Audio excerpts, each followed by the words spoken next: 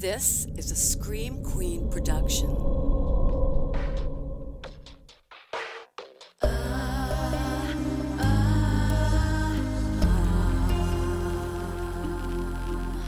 I never will forget the tragic ending met the day your last sunset.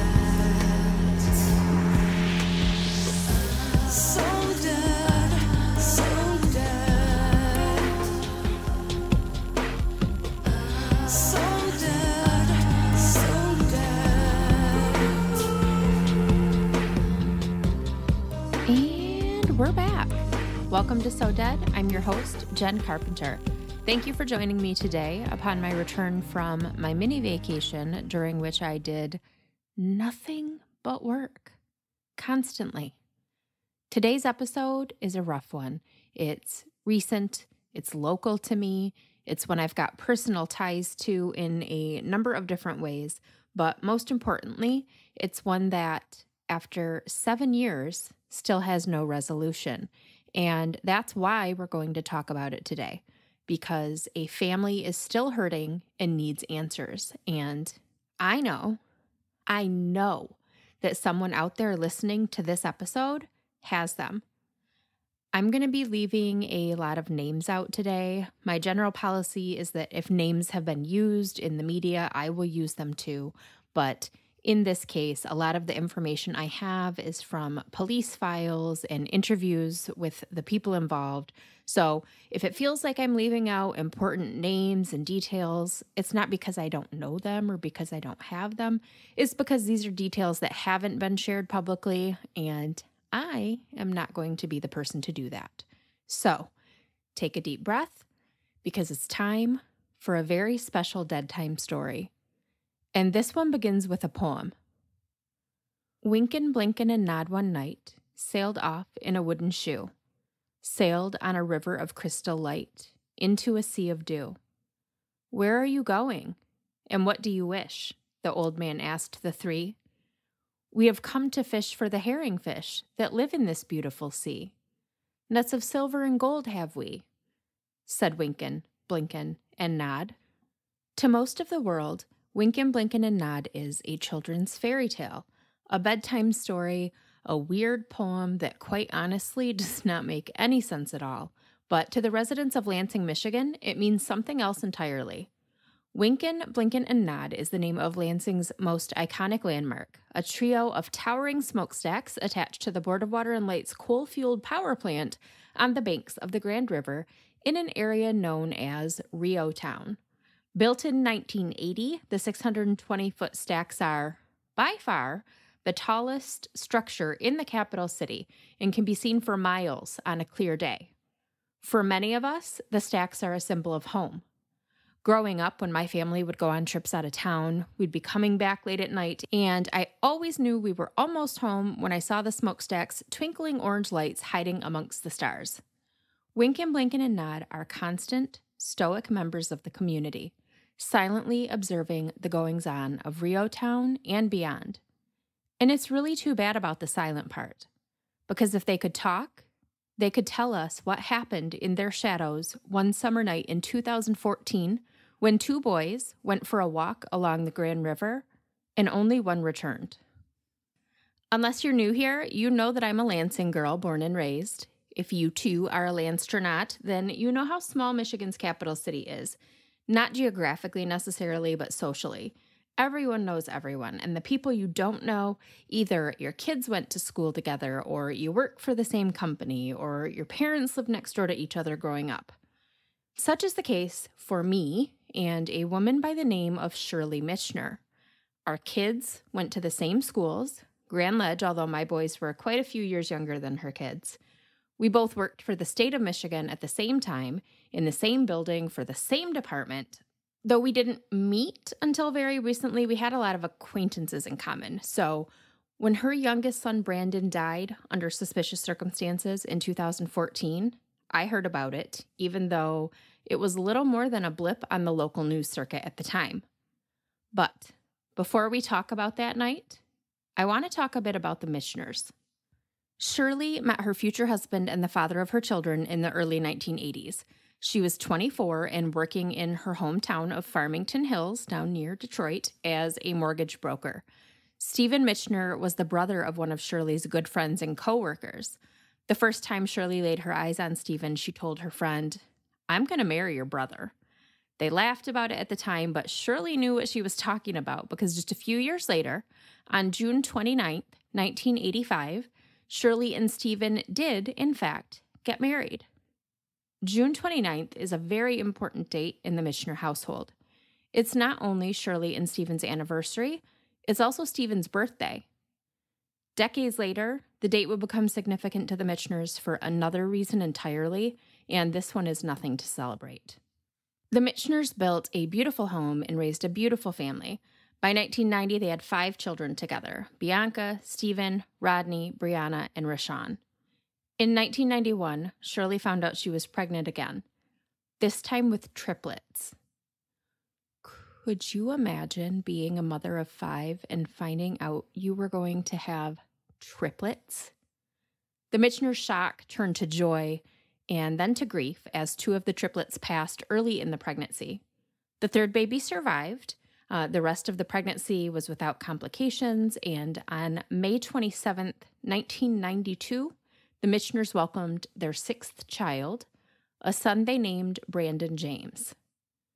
Brandon was an old soul. He was good-natured, kind, always quick to offer advice when a friend or sibling needed it. A mama's boy, even as he got older.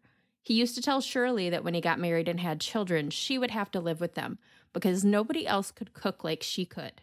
Brandon was funny, always smiling. He was athletic.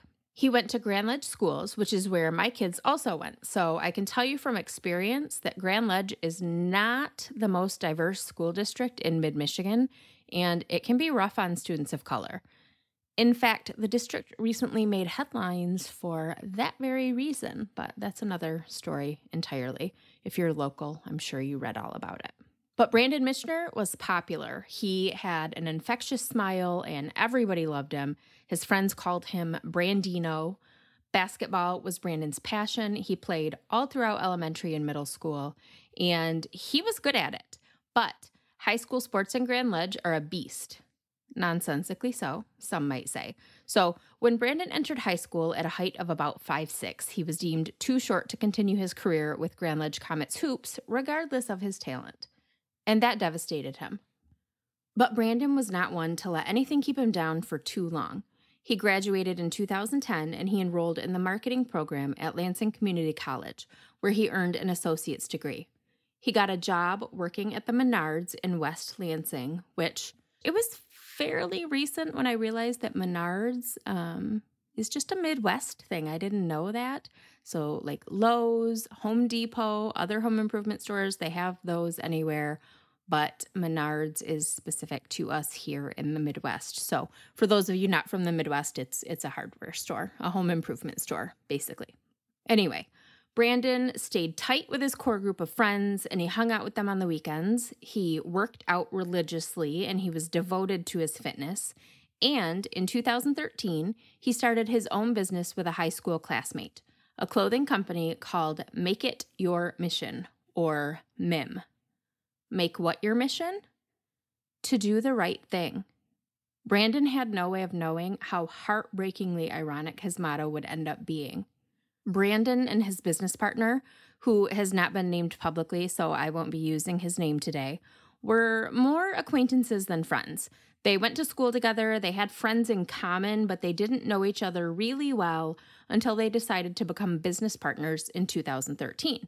Brandon's sister designed the MIM logo, a fist with the letters MIYM above it, and Brandon and his business partner started selling t-shirts, hoodies, tank tops. While the business was doing pretty well, Brandon's relationship with his business partner was not. Brandon felt like he was doing the lion's share of the work. He was a people person, a natural salesman, so he brought in the bulk of the sales. Tasks that were taken on by his business partner, Brandon felt like they weren't being done timely or up to his standards, or sometimes not being done at all. The boys argued a lot, So by the summer of 2014, less than a year into their partnership, Brandon was looking for a way out. The last weekend in June of 2014 was a busy one in the Mitchner household. Remember, June 29th was both Brandon's dad's birthday and his parents' anniversary. To celebrate 29 years of marriage, Shirley and Stephen planned a getaway to Florida. They were scheduled to fly out of Detroit Metro Airport on the morning of Sunday the 29th, so the family celebrated Stephen's 57th birthday a day early on Saturday, June 28th. One topic of conversation at the party was Brandon's plans for that night. He was going out to celebrate an old high school friend's 21st birthday aboard a party bus, something he'd never done before. When Shirley tried to lecture him about being careful, he interrupted her and said, "Mom, I got this. You trained me well." Those were some of the last words Brandon Mitchner ever said to his mother, and they haunt her to this day. Brandon had a big night planned, and Shirley and Stephen had an early morning the next day. So they wrapped up the party early, Brandon headed out with friends, and his parents finished packing and went to bed. Around 11 p.m., Shirley woke up and realized that she hadn't heard from Brandon since he left the house, but then she remembered him telling her that he was likely going to stay over with friends following the birthday party, so she went back to sleep. The next morning, June 29th, she and Stephen got up early and made their hour-and-a-half drive to Detroit. They boarded their flight to Tampa, and they touched down later that afternoon. They rented a car at the airport, then drove to their resort for a week of relaxation and celebration. Literally, as they were opening the door to their room after checking in, the phone rang. It was their eldest daughter, Bianca, calling to tell them that Brandon was missing. If you're going out for a night on the town in Lansing, the big three nightlife districts, if you could really call them that, are Rio Town, Old Town, and Downtown. Downtown being the biggest and the one in the middle, coincidentally. All three are in pretty close proximity to one another. And that last weekend in June, all three were hopping. For days, they'd been celebrating Lansing Beer Week, and that Saturday, the 28th, was the grand finale. The streets in Rio Town were actually shut down for an event called the Lansing Beer Fest, which is exactly what it sounds like. Beer literally flowing through the streets.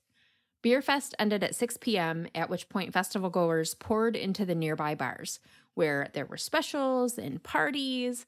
It was just a boozy night in Lansing. More boozy than usual. And one of the bars that was basking in the uptick in business that night was Suits Tavern, located downtown at 210 South Washington Avenue. Most Lansing residents know it by its former name, Branigan Brothers. Branigan Brothers was not just a dive bar. It was a hot mess with a capital M.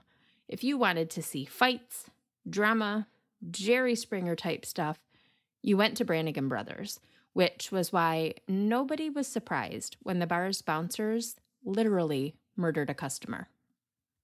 New Year's Eve is one of the busiest nights of the year in downtown Lansing. I mean, in any bar or nightlife district, really. Such was the case at Branigan Brothers on New Year's Eve in 2011. They were busy. People were fighting. One of the bouncers was fired just before midnight for using a billy club on a patron. You know, the usual. And then, right around 1 a.m., Travis Peterson walked in. Peterson was a 30-year-old factory worker in Lansing who was out celebrating the holiday with friends. He was quite intoxicated when he arrived at Branigan Brothers, where he quickly got into an altercation with another patron and was ordered to leave. According to witness testimony, another altercation occurred with security as Travis was leaving the bar, and he headbutted one of the bouncers. But then he left, or he tried to. I vaguely remember this incident. I wasn't following it super closely when it happened. So when I started researching it for this episode, I was shocked to realize that I know the star witness in this case. He was actually a pretty close friend for a little bit back in like middle school, high school, early high school. His name was shared publicly at the time, but because I still think of him as a cute little freckle-faced kid, even though he's a fully grown-ass man at this point with a family, I'm not going to tell you his name today. Anyway, so this childhood friend of mine, he didn't see the start of the altercation at Branigan Brothers. He wisely, was not patronizing the city's most dangerous dive bar that night. He was leaving a bar across the street when he saw Travis Peterson, alone, walking away from Branigan Brothers. One of the members of my friend's party knew Travis from work and said hello to him.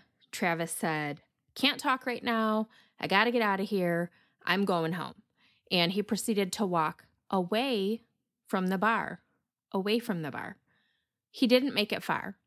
The doors of Branigan Brothers burst open and a group of 5 men rushed out. They chased Travis down in the street. He was heard telling the men, "I don't want a problem. I'm going home." But the men continued to pursue him down Washington Avenue, and when they caught up to him, they attacked. They punched him, kicked him. One of them pulled out a billy club and began beating him with it. As Travis lay on the ground, unconscious and bleeding profusely, the man with the billy club loomed over him and said, "You don't mess with the Branigan boys." That man was the bouncer who had been fired from Branigan's earlier that night for using the billy club on another patron. His name was Donald Suttle. He was a 34-year-old ex-con living in Lansing following his recent release from prison on a second-degree murder charge. In 1992, when Suttle was 15, he shot 42-year-old Betty Jean Butler execution style at a South Lansing park, Benjamin Davis Park, if you're curious. If you grew up in Lansing, you likely played t-ball or softball there, or soccer, something. Anyway, according to what little I could find on this case, Suttle claimed that he was in some sort of romantic relationship with Butler and that shooting her was an accident. But he shot her at point-blank range in the back of the head and left her body on a dirt road at a playground.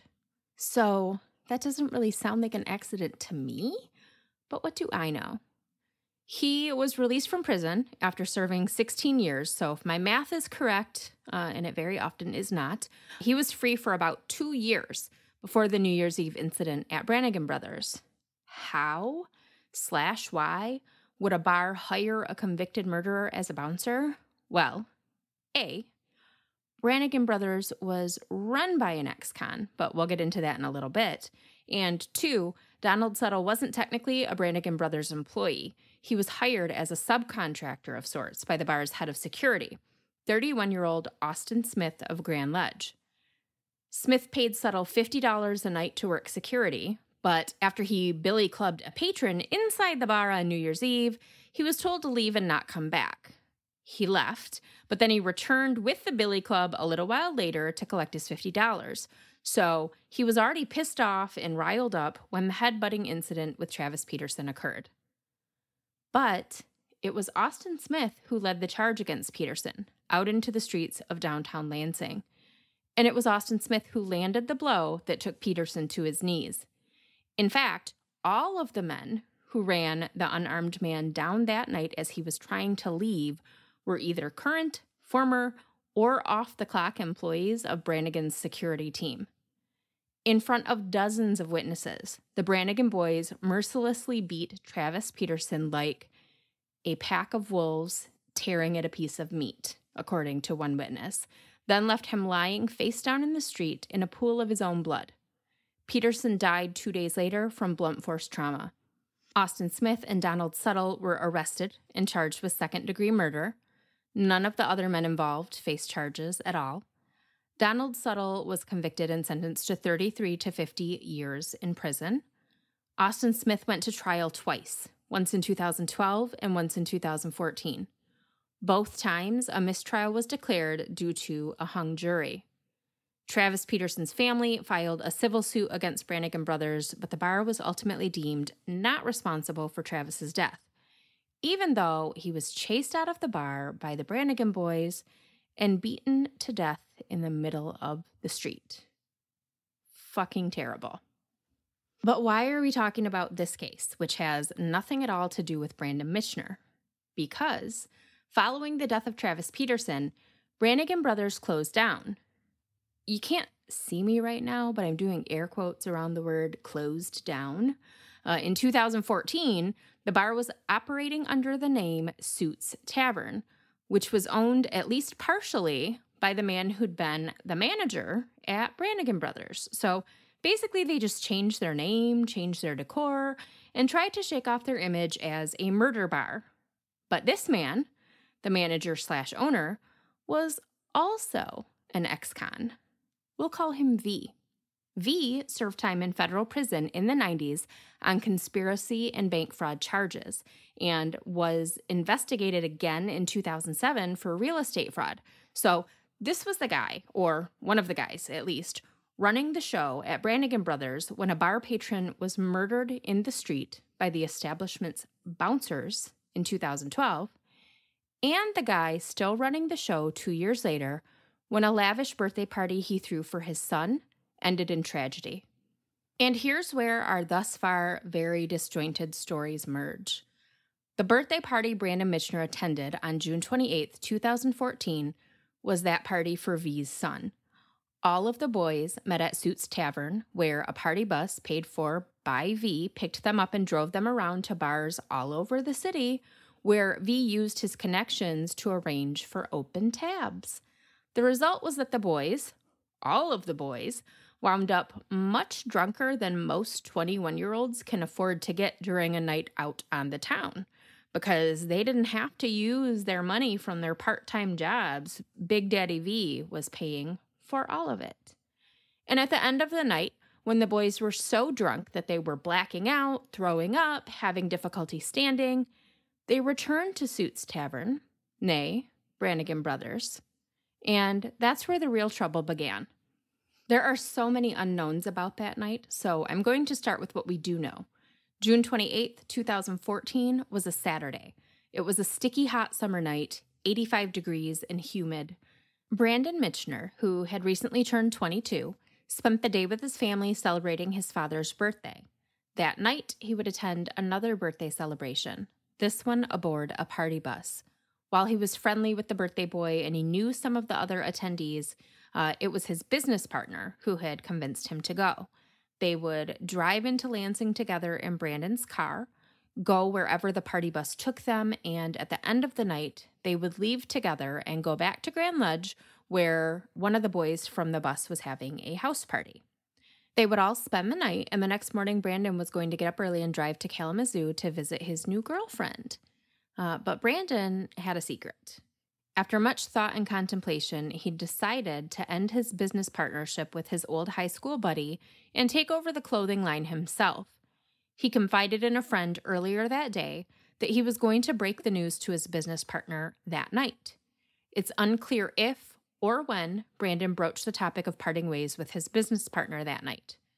Would he have done it on the drive into Lansing when it was just the two of them to get it out of the way, or would he wait until the end of the night? Nobody knows, and Brandon can't tell us. So Brandon, his business partner, the birthday boy, and a few other friends spent the evening aboard the Party Bus Express. They stopped at several bars in Lansing and East Lansing and took full advantage of the open tab at each location, paid for by the birthday boy's father, an ex-con who owned and operated a Lansing bar with a killer reputation, and not in a good way. By the time the bus returned to Suits Tavern around midnight, most of the boys were incredibly intoxicated.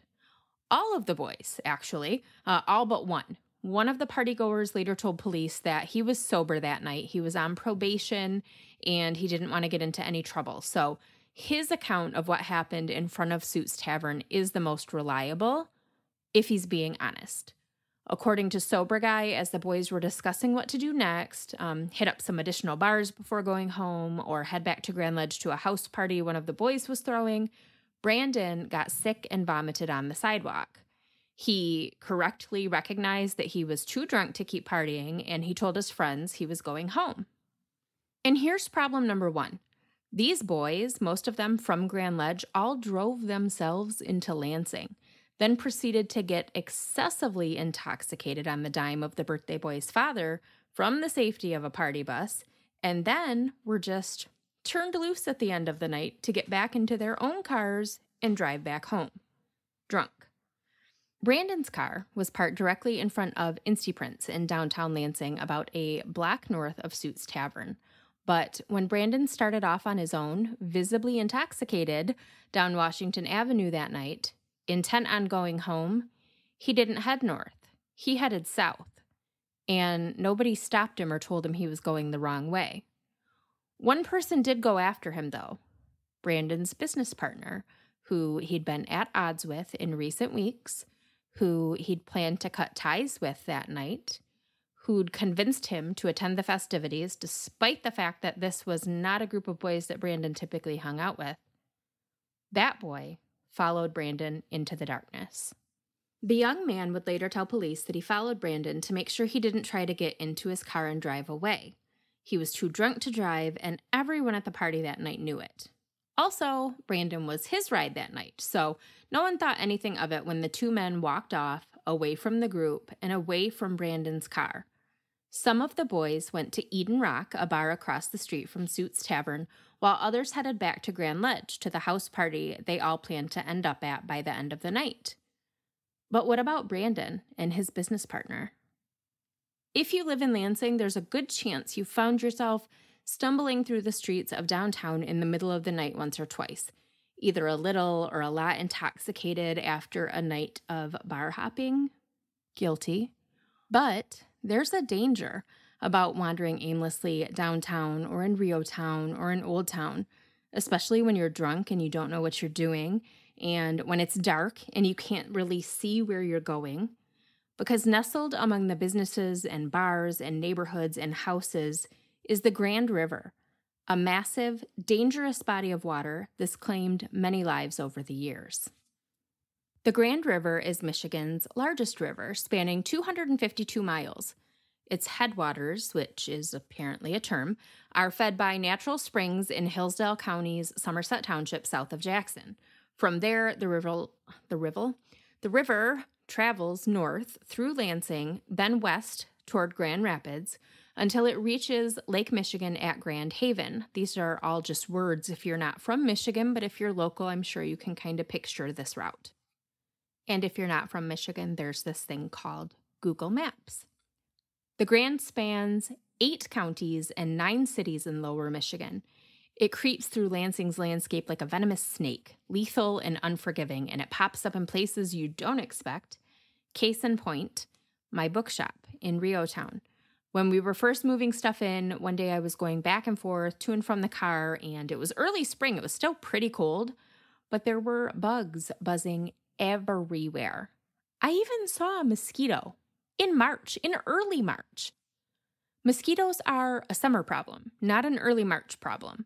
It took me a little while, but I realized that the reason I was seeing these bugs was because I was close to the river, which I knew that. Winkin', Blinkin', and Nod are near the river. My shop is near the Winkin', Blinkin', and Nod, so I knew that I was close to the river, but I was a bit shocked when I walked to the edge of my parking lot and realized that the river was right there, like directly behind my store, because you can't see it from the sidewalk or from where I park my car, not until you get right up to it, really, and that's what makes it so dangerous, because it sneaks up on you even when you know it's there.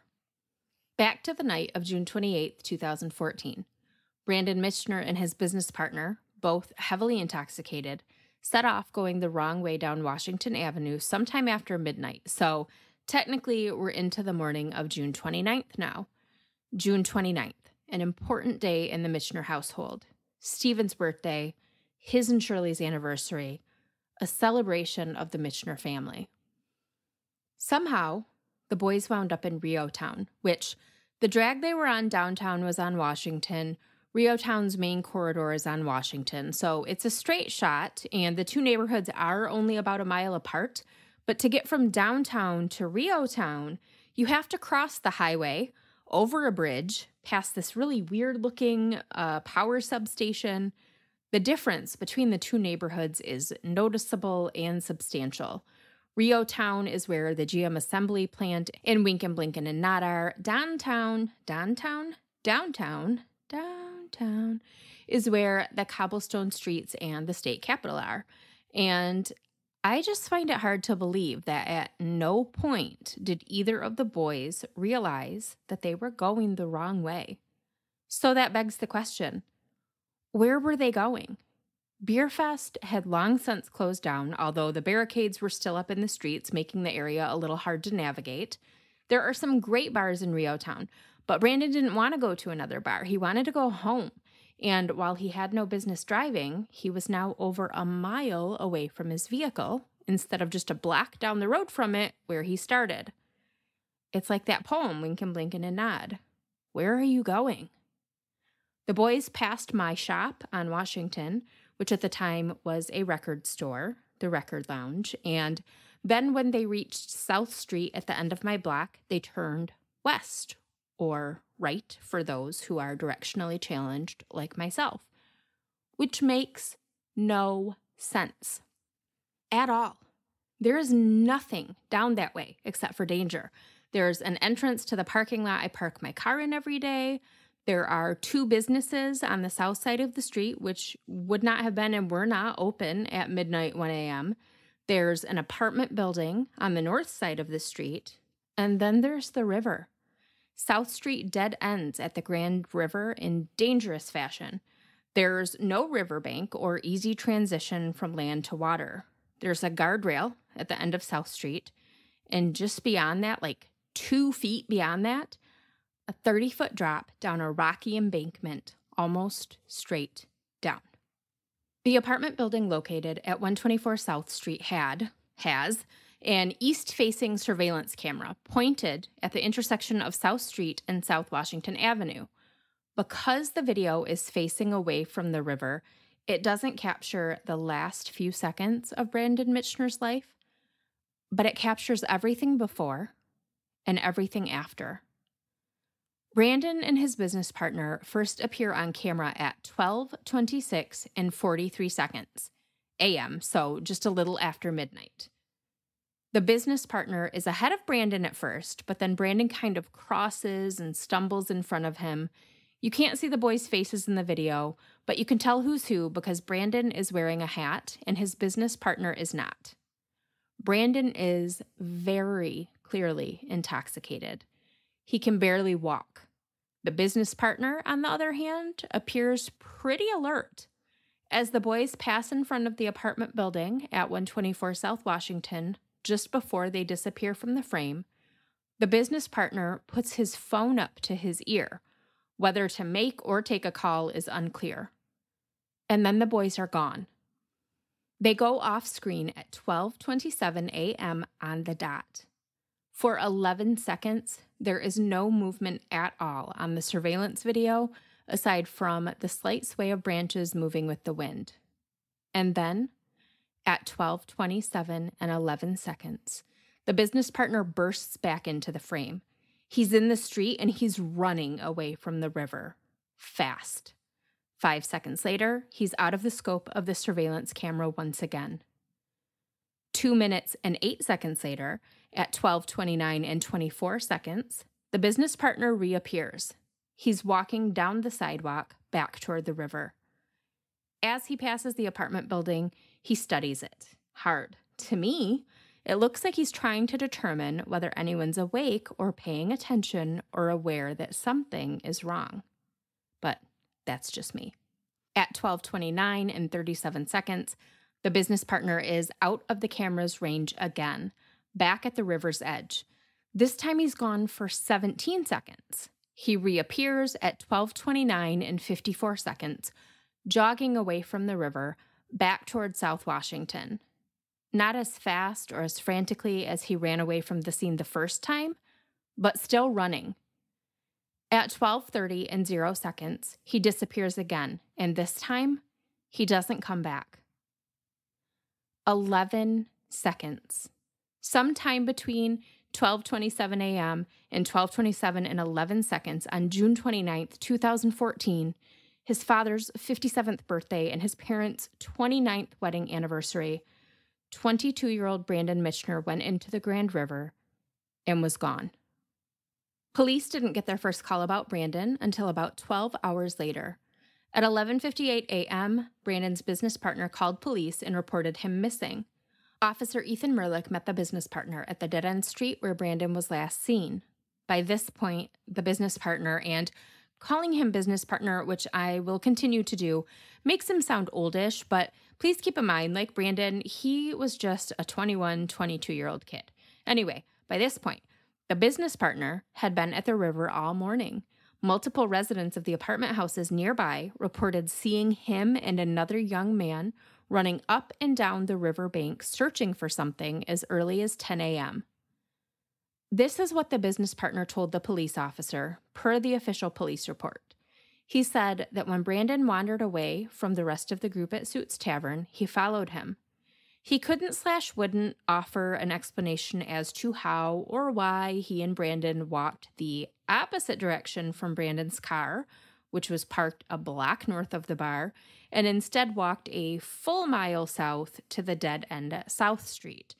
That's about a 20-minute walk, walking at a normal pace, and Brandon was so intoxicated he could barely stand, so they probably weren't walking at a normal pace. The business partner told police that he was standing on the sidewalk in front of the apartment building located at 124 South Street, the one with the surveillance camera, when he heard a thud and thought Brandon fell over. He indicated a flat patch of grass just beyond the sidewalk as the spot he thought Brandon fell. So, from where he says he was standing and where he thought Brandon fell, he absolutely would have been able to see him. That would be like you standing 5 feet away from me on level ground, you falling down on that level ground, and me not being able to see you. That makes zero sense. Anyway, he said he thought Brandon was puking, so he wanted to give him some privacy, and he ran back toward the Washington Street intersection to call a friend. This also makes no sense. One, there is no lack of cell service in this area to where he'd have to walk away, leave where he was and walk a block to get service. Two, he was on the phone. When whatever happened to Brandon happened, you can clearly see him with his phone up to his ear when he walks out of range of the surveillance camera. And the two of them had been alone for at least 20 minutes at this point. Their friends were nowhere nearby. The business partner knew that. So help how? According to the business partner, Brandon had a habit of getting so intoxicated that he often vomited and passed out at parties. He'd already been vomiting that night. Everyone saw it. So why did he have to run away to make a phone call when he was already on his phone to look for friends that he knew weren't there, that weren't going to offer Brandon any kind of help because they didn't help him when he was puking at Suits Tavern? It just doesn't make sense. But there was a reason it didn't make sense, according to the business partner. Like Brandon, he was also incredibly intoxicated. He looks pretty damn alert to me in that surveillance video, and his blood alcohol level was never tested, so who knows? Anyway, according to the business partner, he ran back to the intersection of Washington Street and South Street, called a friend. The friend couldn't find him. The friends were literally on the same street. The downtown bars they were at and the intersection the business partner was at were all on Washington Avenue. They were on the same street. So his friends couldn't find him. So he started running and ran to a nearby gas station and got into a taxi. Listen, taxis don't just sit around the streets of Lansing. This is not New York City. He had to have had the presence of mind to call a taxi, give them his exact location, even though he couldn't give his friends that exact location, and he told the police the whole night was very blurry and I didn't know where I was at. If you didn't know where you were at, how did you call a taxi to where you were at? He said he was so drunk, he didn't remember how he got home or into bed. When he got up the next morning, he remembered that Brandon had fallen over. So he went back to the river with at least one other person to search for Brandon. He called jails and hospitals to see if Brandon had been arrested or hurt. He called Brandon's phone, which was going straight to voicemail. And finally, just before noon on the 29th, he called the police. Officer Merlick took Brandon's description and he issued a BOLO, be on the lookout. He told the business partner to keep trying to contact Brandon and to get names and numbers for Brandon's family so that they could be contacted. One last thing that's very important to note from this particular police report, because the business partner gave a lot of statements, most of them contradictory of one another, and none of which made any sense. This is a direct quote from the police report. minus the name. Blank indicated the flat area near the sidewalk as the location where Mitchner had fallen. Blank made no indication that Mitchner would have made it to the adjacent riverbank area. At this point, Brandon's family still had no idea that something terrible had happened to their beloved Brandino. Shirley and Stephen were on their way to Tampa. Brandon was 22, so it's not like he had a curfew or was supposed to be home by a specific time.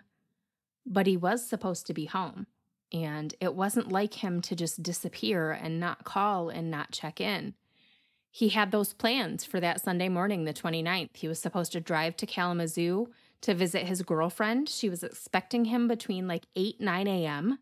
He had texted her a couple of times during the party the night before, once to tell her that his friends were feeding him shots, and one final text that night that said, ironically, R.I.P. Brandon. When he didn't arrive at her house the next morning and she couldn't get a hold of him, Brandon's girlfriend contacted one of his friends in Grand Ledge, a girl who knew a lot of the boys that he had been with at the party that night. So this friend reached out to some other friends, including the business partner, and a very sketchy version of what happened after the party began to circulate. But one thing was clear. Brandon was missing. Brandon's sisters started searching for him, calling him. His phone was still going straight to voicemail. His brother-in-law went by his parents' house. He wasn't there. His car wasn't there. They also called the hospitals and jails. Nothing. So at this point, they called their parents in Florida, who had just arrived at the resort and opened the door to their room. They immediately began making plans to return home, didn't even have time to unpack their bags. The family was told that Brandon's car was still sitting outside Insty Prince in downtown Lansing on Washington Avenue, a block north of Suits Tavern, where he'd parked it before getting on the party bus the night before. So Brandon's sister went to the location and called 911. This was between 6 and 7 p.m. on the 29th, so Brandon's been missing for 19 hours at this point. The same police officer, Officer Ethan Murlock from earlier in the day, responded to the call. The business partner met them at the car. It's unclear how he knew they were there. It almost sounds from the police report like he was in contact with Brandon's sister and he agreed to meet them there. The business partner took the officer and Brandon's sister back to the dead end on South Street where he last saw Brandon. But this time, his story was a bit different. It had already changed since about noon that day when he first met Officer Murlock at the scene of Brandon's disappearance. This, again, is a direct quote from Officer Murlock's police report. He stated that he thinks Mitchner might have gone over the edge. Originally, he pointed to the area near the sidewalk near 124 South Washington. He was now near the tree line, pointing down the riverbank as a possible location where Mitchner could have fallen. Looking in this new area, closer to the river for clues, Brandon's sister almost immediately spotted the hat that Brandon had been wearing that night, which you see him wearing in the surveillance video. Then, as they looked down the embankment further, which again, it's very nearly a straight drop down, it's very steep, they spotted one of Brandon's shoes. There were some deep gouges in the dirt and broken branches like someone had fallen or skidded down the embankment. And if someone had fallen from that location, down that embankment, they surely would have gone into the water. There was nowhere else they could have gone. There's no shoreline, nothing. It's just straight down into the water. But Brandon was a strong swimmer. He was very athletic, in great shape. Even if he hadn't been too inebriated to stand up straight, a fall from that high into water that deep with a current that strong, Brandon wouldn't have stood a chance. No one would have. What happened to 22-year-old Brandon Mitchner started to become crystal clear, but nobody wanted to believe it. Backup arrived on scene. Officers called the dive team, but were told that due to the amount of time that had passed since Brandon went into the water, going on 20 hours at this point, theirs would be a recovery mission, not a rescue mission. And since it was so late in the evening, it would be pitch black by the time they arrived and got ready to search. Nighttime dives are risky and often unsuccessful, so they're only done if there's a chance of actual rescue. And 20 hours after Brandon went into the water, if he was still in the water, there would be no rescue. As arrangements were being made for the dive team to come out the next day, a neighbor went out to where everyone was gathered and told them that he'd heard two men arguing the night before around 1 o'clock in the morning. The neighbor also said that they'd all been complaining for years about the steep drop-off into the river right in the middle of a neighborhood with absolutely no barricade around it. Those are things we're going to talk about further, the arguing men and the unsafe conditions around the river. But first, let's find Brandon. The next morning, Monday, June 30th, as Shirley and Stephen began their journey home from Florida, members of the Mitchner family gathered at the location where Brandon was believed to have fallen. A short time later, the dive team arrived. They parked at the Elm Street Bridge about a block north from where Brandon disappeared. The Mitchners joined them, and it was actually Brandon's brother-in-law that pointed him out to the dive team just before 1 p.m. on June 30th. By the time Brandon's parents arrived back at the Detroit airport, their son's body had been found, and family had to break the news to them that Brandon was dead. An autopsy conducted the following day revealed that Brandon had drowned with a blood alcohol level of 0.22, nearly 3 times the legal limit.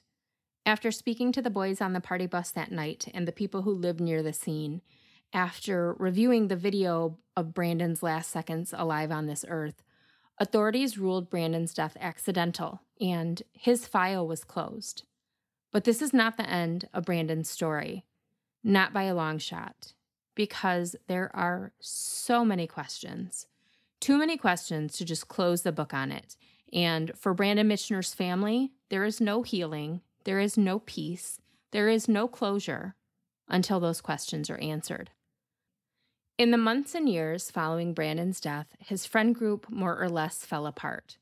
The question, what happened to Brandon that night, loomed too heavily over this group of young adults just starting out in the world. They are, split on what they think happened to Brandon. There are those who believe it was just a tragic accident, that Brandon drank too much, which is a fact, he did, and just walked off the edge of the sidewalk straight into the Grand River. It's certainly possible. There was nothing there to stop him. But why? If this area was so dangerous, why wasn't there a fence there to prevent exactly what happened to Brandon from happening? Well, there was a fence there. Once. Lansing's Board of Water and Light allegedly removed the fence to do some maintenance and never put it back up. According to Shirley, Brandon's mom, she was told that the Board of Water and Light couldn't be held liable in any way because no one ever contacted them and said, "Hey, remember that fence you took down at the edge of a cliff that's in the middle of a fucking neighborhood? Yeah, you never put it back up and it's going to wind up killing someone." So, since no one informed the Board of Water and Light of their mistake, they're not responsible for it. Oh, love big corporations, don't you? One of the many things Shirley has fought for in Brandon's memory is to make that river bank safe. At her urging, the city of Lansing put up a small section of fence that extends from the end of the guardrail on South Street to the corner of the apartment building located at 124 South Washington, so that no one else can accidentally walk off the sidewalk and fall to their death. There's also now a warning sign warning of the steep drop-off. The city also planted a memorial tree and a plaque in Brandon's honor in front of the apartment building at 124 South Street. Here's the problem with that, though. Not the plaque and the tree, those are wonderful, but that fence. Remember I told you that this is all literally in the backyard of my shop. The spot where Brandon went into the river is not the only incredibly dangerous spot like that in the immediate vicinity. Just on the other side of that apartment building, so at the end of my parking lot, there are 2 more completely open spots, camouflaged by foliage, nestled between a dumpster and a couple of concrete parking barriers, but still very large sections where if someone didn't realize how close they were to the river, they could easily take a step too far and drop straight down 30 feet into the Grand River. If a child living in that apartment building or visiting Rio Town with mom or dad to go to a restaurant or a bookshop parked in that parking lot and then the kid got away and went sprinting toward the end of the parking lot, they'd go straight down. They wouldn't have a chance. So when I look at that piece of fencing that was put up in Brandon's memory, and I do every day, it's nothing more than an empty gesture. If the city of Lansing truly wanted to prevent a tragedy like what happened to Brandon from happening to someone else, they would fence off these other incredibly dangerous spots as well. The easiest answer to the Brandon Mitchner mystery is to say that he was too drunk, he was too lost, and he didn't realize what dangerous territory he was walking into as he approached the dead end at South Street. It's plausible. A lot of the evidence supports it, and it ties things up with a neat little bow. It almost makes complete sense. It would make complete sense if Brandon had been alone, but he wasn't. His friend, his business partner, was right there beside him when he went into the water. And I can tell you this, I am 1,000,000% convinced after watching the surveillance video. However Brandon wound up in the river, his business partner saw it happen. You can see it in the frantic way that he ran away from the scene. His ever-changing version of events. I thought he fell on the sidewalk. I thought he was puking, so I left him alone. I thought maybe he fell into the river, but it was steep and dark and I wasn't sure. No, he knew. I keep talking about this video, which obviously I can't show you through the podcast. So I want you to know that the day that this episode is released, the video will be released also. It's not clear enough to see the boys' faces, so the identity of Brandon's business partner will remain protected. But it is clear enough to see that the business partner absolutely knew something awful had happened to Brandon. So to me, whether or not the business partner knew Brandon went into the water is not a question at all. He knew. The only question is, how did it happen? Did Brandon simply fall? Watching the way he was stumbling in that surveillance video, it's 1,000,000% possible. 1,000,000%. But then why didn't his business partner call for help? Why didn't he call 911? Why didn't he start screaming for help? He was standing directly outside an apartment building full of people that would have heard him. No one would have expected this kid to jump into the water after Brandon. If he had, the dive team would have likely pulled 2 bodies from the river instead of just 1. But he had a cell phone in his hand up to his ear when Brandon went into the water. He used that phone to call his friends who somehow couldn't find him even though he was standing at Rio Town's main intersection. This was 2014, not 1984. All he had to say was, I'm right across the street from the Rio Town pub, which was still open at that time of night, by the way. So why didn't he run into the bar and ask the people in the bar for help? The video clearly shows him go back to the site where Brandon fell before running away again. He looks pretty lucid to me. And even if he was drunk, there are things that sober you up pretty fucking quickly. I would think that watching your friend drop 30 feet into a fast-moving river would be one of those things. There were so many opportunities for him to find help. It's not like he was in the middle of nowhere. He had the presence of mind to call his friends, but he couldn't tell them where he was. He had the presence of mind to call a cab from down the road, and he had no problem telling them exactly where he was. And then he also gave them the address of his friend's house out in Grand Ledge that everyone was supposed to end up at that night. Which, it's been alleged that when he arrived at the house party that night, he said something along the lines of, "We lost one tonight, boys." What? And why? Why did no one else question where Brandon was? Even the next morning, when the business partner woke up and realized that Brandon had never made it to the party, he remembered enough about what happened to go back to the exact location where Brandon went into the river. Those are not the actions of someone who was too drunk to remember what happened, like he's been claiming all these years. They're just not. No, I believe that Brandon's friend and business partner absolutely saw what happened to him that night. And guess what? If Brandon fell on his own and the business partner saw it happen and just walked away, That's not illegal. There is no law in Michigan that says you are required to take action when you watch someone literally dying in front of you. Yeah, you heard me right. In the state of Michigan, it is not illegal to watch your friend fall 30 feet into a raging river and just walk away. It's actually shocking how few states have duty to act or duty to rescue laws. In the most recent article I read, there were only 3. This could have changed since then, but the only 3 that were listed in the article I found were Minnesota, Rhode Island, and Vermont. Only states where it is illegal to ignore another human being in peril. What the fuck? So the next thing that Brandon Mitchner's mom tried to change, aside from making the area where he fell safer, she fought to have a duty to act law enacted in Michigan. In 2019, State Representative Julie Brixey of Okemos introduced House Bill 4507, a duty to act bill, on Shirley's behalf. The law would require citizens, without putting themselves in danger, to give reasonable assistance to those in grave physical harm.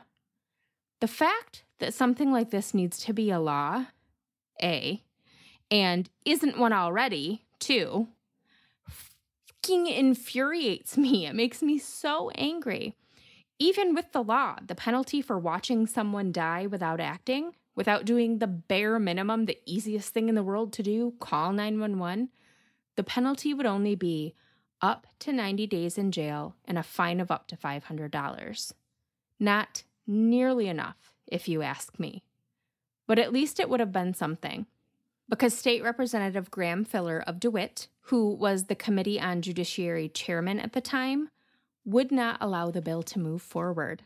Without providing an explanation, he allowed the bill to sit on his desk along with many others until it died. Shirley was disappointed but not defeated. She is now looking for someone to sponsor a new bill and to try to get it pushed through again. But 7 years after her son's questionable death, she also wants something more. She wants his case reopened. She has appealed to the Lansing Police Department, the Ingham County Sheriff's Office, the Michigan State Police, and State Attorney General Dana Nessel, all to no avail. The Lansing Police Department is in charge of the investigation. It's their jurisdiction. They closed their investigation in 2014 with the promise that they would pursue any new leads. The Ingham County Sheriff's Office declined to review the LPD's investigation.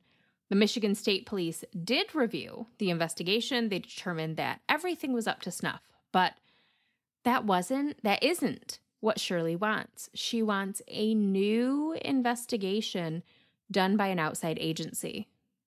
Thus far, she has not received a response to her pleas to the Michigan Attorney General's office.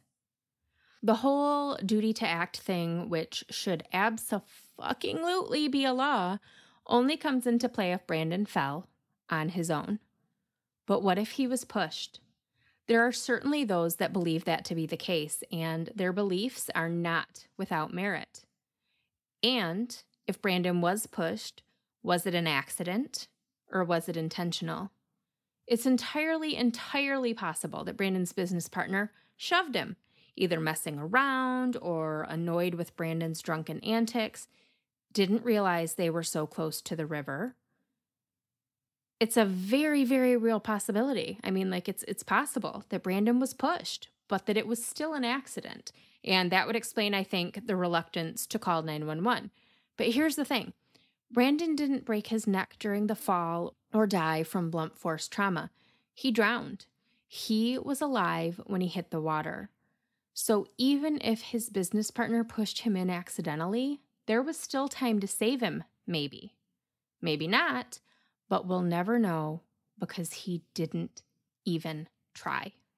My opinion, for what it's worth, and that's not much, but this is my podcast, so I get to give it, is that it's 50-50. Entirely possible and plausible that Brandon either fell on his own or was pushed in accidentally. The important thing to remember in either of these scenarios is that Brandon went into the water alive. However he got there, it was his friend's decision to walk away that ultimately killed him. Would rescuers have arrived in time to save Brandon if his business partner had called 911? Who knows? Nobody, because he didn't make the call. And there's a darker theory still. There are those who believe that Brandon was pushed to his death intentionally, or even worse, that it was premeditated. Remember several hours ago in this episode when I mentioned how Brandon was planning to tell his business partner that night that he wanted out of the partnership? Is it possible that the boys had that conversation on the way to the party, and that over the course of the night, the business partner allowed alcohol and anger to twist his mind and make him want to get back at Brandon? That he lured him down a dark, dead-end street in the middle of the night, a mile from where they were supposed to be, and shoved him to his death intentionally? How horrific of a thought is that? But these are the thoughts that keep Shirley Mitchner up at night, the what ifs, and there are some things, lots of things, that don't add up. So let's start with that text, the last one Brandon's girlfriend ever got from him. R.I.P. Brandon. And then 4 hours later, Brandon was dead. It's an eyebrow raiser for sure, but I do feel that this is just a really strange coincidence. My kids use the term R.I.P. all the time. They don't actually say R.I.P., they say RIP. So when I say or do something that's like embarrassing to them, they'll say RIP mom or cringe mom. When I send them a meme that I think is hilarious, I often just get back RIP.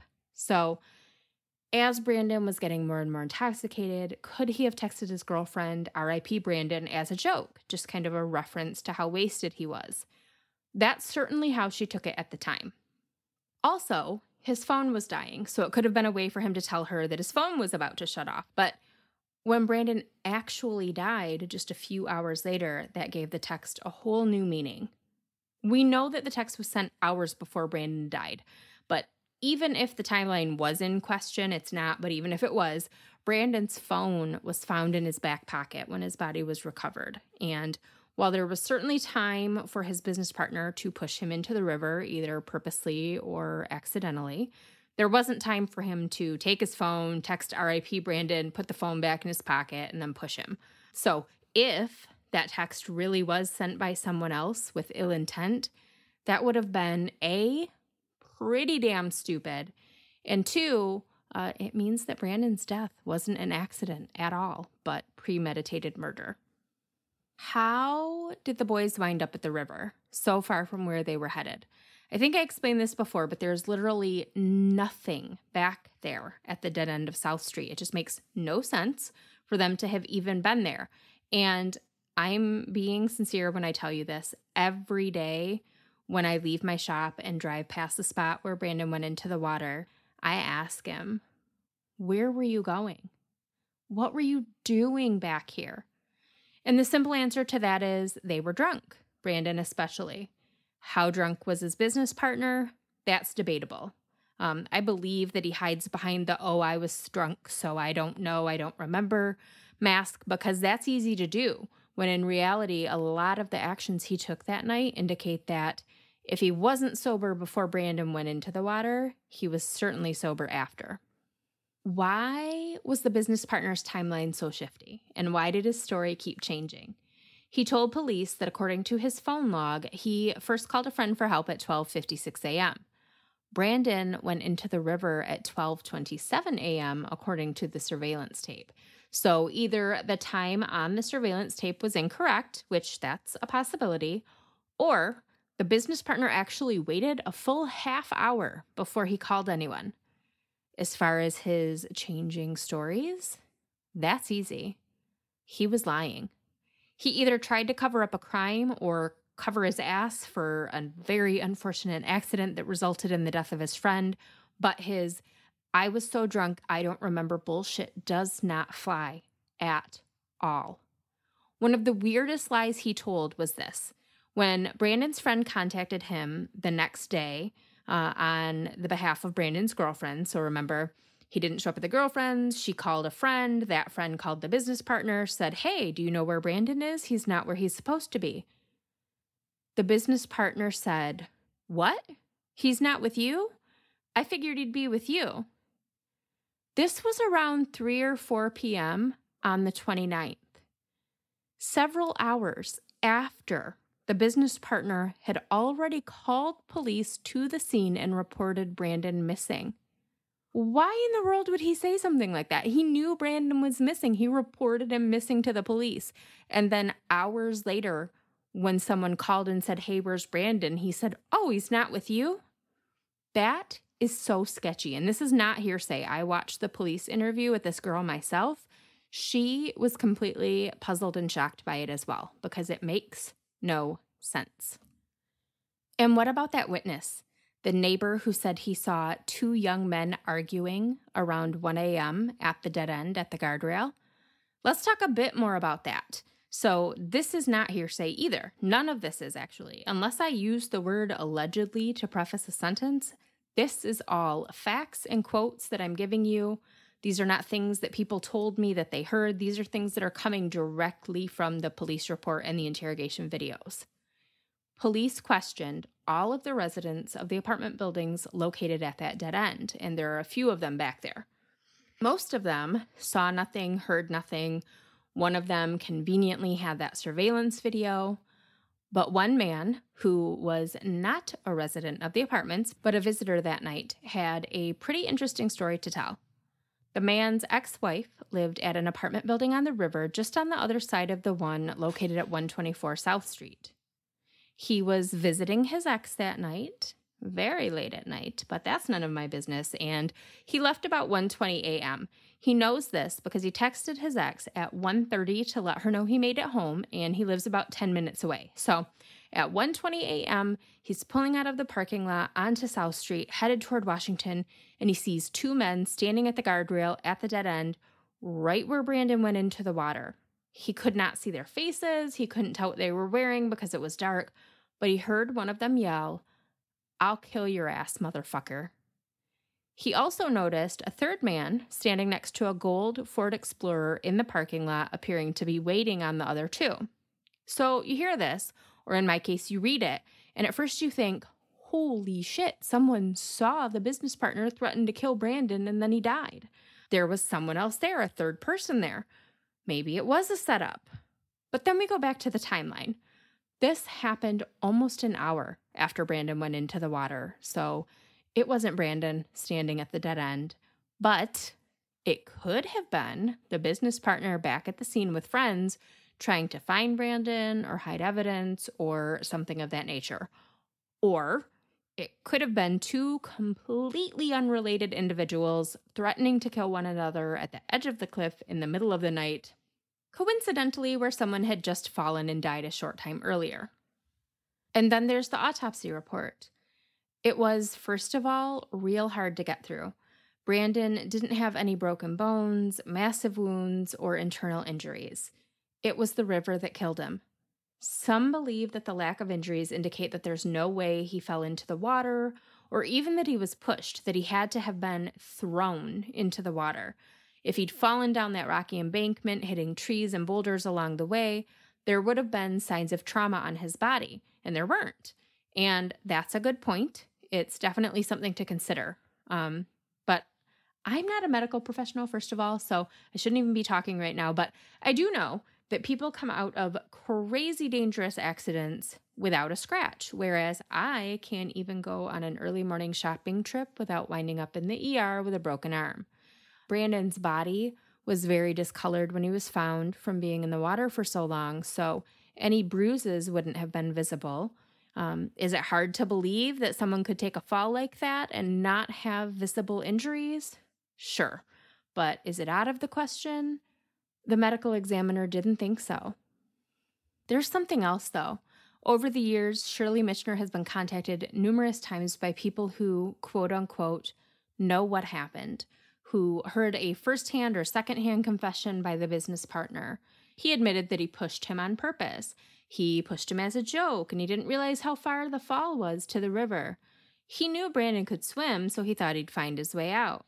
He's confessed that he murdered Brandon, but he won't tell the police. He admitted that he saw Brandon dead in the water, but he panicked and ran, which, let me interject here. It is not illegal to watch someone die and do nothing about it here in Michigan. It is, however, illegal to see a dead body and not report it. What in the hell kind of backwards ass laws. This is not made up. None of this is made up. I've seen the emails and I've seen these texts that she's gotten and these conversations that she's had with people who contact her regularly, and they promise to give her information. They promise to help her. They promise to talk to the police, and then they disappear. Or worse, they start sending her nasty messages telling her to leave them alone or they're going to sue her. This is a grieving mother. And why? I don't understand. There's sick people in this world. Why would anyone cause her further pain? Why would anyone cause Brandon's family further pain like that? Brandon's friends, these boys, these witnesses, they want to move on. All of them. The business partner told Shirley as much when he met up with her less than 2 months after Brandon died. Miss Mitchner, that's in the past, he said. I have to put it behind me and move on with my life. And most of the boys from the party bus that night have done just that. Brandon's birthday just passed a few days ago, on May 27th. He would have been 29. His friends are getting married, having babies. They all just want to move on. But you know what? I'm sorry. If you watched your friend fall into the Grand River and did nothing to help him, you don't get to move on. If you pushed your friend into the Grand River, either as an accident or with malice, you don't get to move on. If you weren't there that night, but you have information that would be beneficial to the investigation and you're withholding it out of fear or loyalty or whatever, you don't get to move on. Until she has answers that make sense, Shirley doesn't get to move on. So here's my plea to you, So Dead listeners, because I know for a fact that some of you listening today know these boys involved in this story. The more time passes, the more guilt eats away at people, and the more people talk. Someone has heard something or seen something that, if nothing else, could help provide the Mitchners with closure. They deserve that. So if you think you have information about Brandon Mitchner's death, no matter how small or insignificant you think it is, please contact the Lansing Police Department. Make it your mission to do the right thing. Speaking of, earlier this year, Shirley Mitchner relaunched Brandon's clothing line, MIM, Make It Your Mission. If you'd like to help keep Brandon's dream of becoming a fashion designer alive, you can purchase MIM shirts, bags, hats, all kind of stuff at the website mim.shop. That's MIYM.shop, S-H-O-P. Before I go today, I just want to take a minute to talk to you about something because this is one of the things that bothers me the most about everything I've seen and heard and read about Brandon's case. Well, it all bothers me, but I think about this part a lot. If you're a parent, you've likely said something along the lines of, if anything ever happened to my child, I would fill in the blank for your preference. For me, it's arson. If anything ever happened to my child, I would burn the entire city down to get answers. If my happy, healthy 22-year-old son, and I do have one of those, so I feel this story in my bones. If my son went to a party with his friends and was allowed to wander off on his own, even though he was so intoxicated he could barely stand, then fell into the river and drowned as his friend who watched it happen ran away in the opposite direction and did nothing to help. And then the police basically told me, sorry about your luck, boys will be boys. I would burn the city down. Not literally, this is not like a threat of violence or arson. I'm just, I would not stop. So to those people, to those organizations even, that treat Shirley Mitchner like a nuisance, who make her feel like she's crazy, who expect her to do anything other than continue to fight for justice for her son, shame on you. If you want her to stop asking questions, give her answers that make sense. All of this research, all of this evidence, all of this talking, and I find myself right back where I started, asking the same question. What happened to Brandon Mitchner? Did he fall? Was he pushed? I am, you might be surprised to hear, not an investigator, but I do usually have pretty good intuition, and I can make pretty good informed decisions most of the time when I have the facts. And I fought hard to find every fact I could on this one. So I'm pretty confident in saying that I personally do not think that Brandon's death was premeditated murder. I know there are those who believe that, and I know that humans are capable of evil, terrible things. I just don't feel like it fits here. But even if Brandon's death was an accident, and that's kind of how I'm leaning, that doesn't mean people aren't responsible. The young man that watched Brandon fall into the river, possibly even pushed him in, whether it was intentional or not, he's responsible. The Lansing Board of Water and Light, who removed the fence that would have prevented this tragedy and didn't replace it until after Brandon's death, they're responsible. The city of Lansing, who fenced that danger off, but has done nothing about the other spots just like it in the same area. We're talking less than half a mile. When it happens again, you'll be responsible. And the man who provided a group of young men with a party bus and unlimited alcohol at every bar in town so that his son would have a super fun birthday party without giving any thought as to who would monitor these kids so that they didn't get so intoxicated that they couldn't function, without providing them a safe way home that night, he's responsible too. I think the most frustrating thing about this case is feeling like it was just a perfect storm of negligence from so many different sources. The bar owner, the business partner, the utility company, the city. And the end result is that the Mitchners no longer have their son. The least they deserve, the very least, is the truth. And so we'll end this story where we began it, with a poem about winkin', blinkin', and nod. The only witnesses to Brandon's death besides Brandon, who can't tell us what happened, and his business partner, who won't.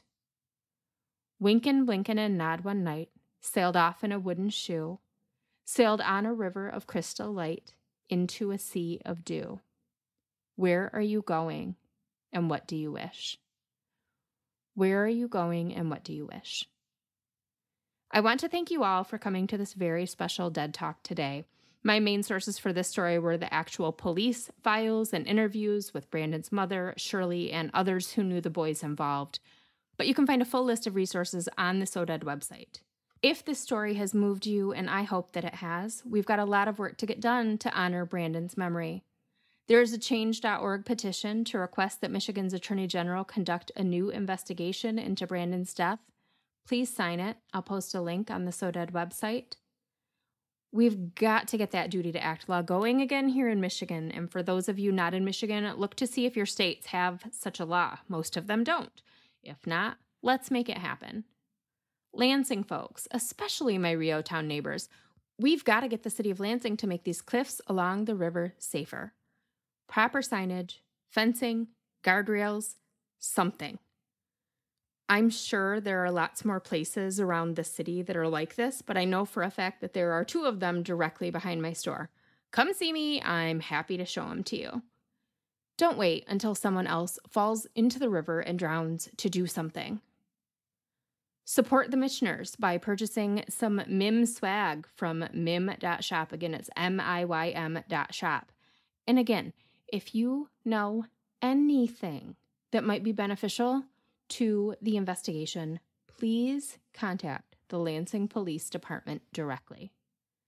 Because this episode was such a long one, we're going to skip the liquid cheese this week, but I promise I've got a couple good ones in the hopper for you. A new episode of So Dead is coming your way in a couple of weeks. Until then, always make it your mission to do the right thing. And let's make that a law too, okay? And of course, keep shining, you magnificent ones.